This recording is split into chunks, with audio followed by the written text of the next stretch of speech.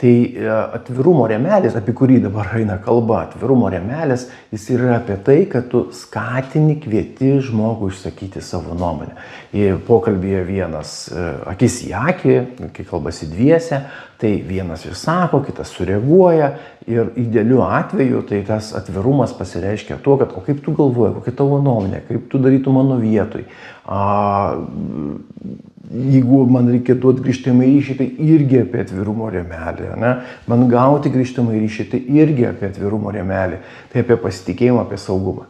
Šitas rėmelis yra apie pasitikėjimą, apie saugumą ir apie tai, kad tiek man svarbi kito žmogaus nuomonė, reakcija, tiek man būtų smagu ir svarbu, kad ir mano nuomonė, reakcija, grįžtamasis ryšys iš mano pusės būtų irgi priimtas.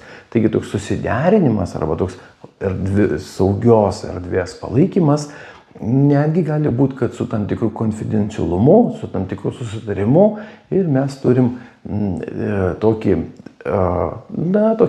burbulą, pavadinkim taip, kuriame tai, kas vyksta, tas atvirumo lygmuo iš karto yra didesnis. Kaip galima sukurti šį rėmelį, tiesiog tokiu einamuoju būdu. Teiginys arba toks pasakymas gali būti labai svarbi tavo nuomonė. Labai norėčiau išgirsti, ką apie tai tu galvoji. Man smalsu sužinoti, išgirsti tavo matymą, tavo patyrimą.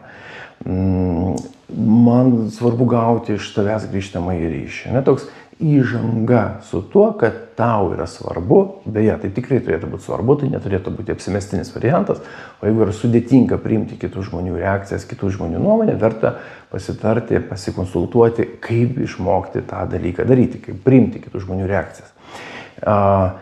Ir dar yra vienas momentas, tai viena, kai reakcijos yra apie tave, grįžtamas ryšys, tai yra kitų žmonių žinutė apie tai, kaip tavo elgesys juos veikia. Bet dar yra vienas momentas, kad žmonės kalba ir apie save. Tai reiškia, kad atvirumo rėmelis arba tokia atvirumo valandėlė, galima vadinti kaip nori, aplinka tokia saugi, pagarba ir atvirumu paremta aplinka, suponuoja tai, kad aš gerbiu ir priimu tavo pasirinkimus, aš jų nekritikuoju. Ir, žiūrėk, žmogus pradeda kalbėti apie save. Vieną kartą pasakė kažkokią tai detalę apie save, aš paklausiau, palinksėjau, matai kaip yra, kas ten buvo, o kaip tai vyko, o kas dar ten buvo, kaip tu jauteisi tą akimirką arba tą dieną, kaip tu toliau su tuo tvarkeisi. Ir išgirdęs žmogus, kad jis nėra vertinimas, nėra teisiamas, jis pasakoja toliau. Priima tokią saugią atvirą erdvę pokalbiui ir ta erdvė saugi pokalbiui, atviram pokalbiui erdvė skatina žmogų kalbėti, leidžia žmogų kalbėti apie tai, kas jam yra svarbu ir galbūt netgi kas labai asmeniška.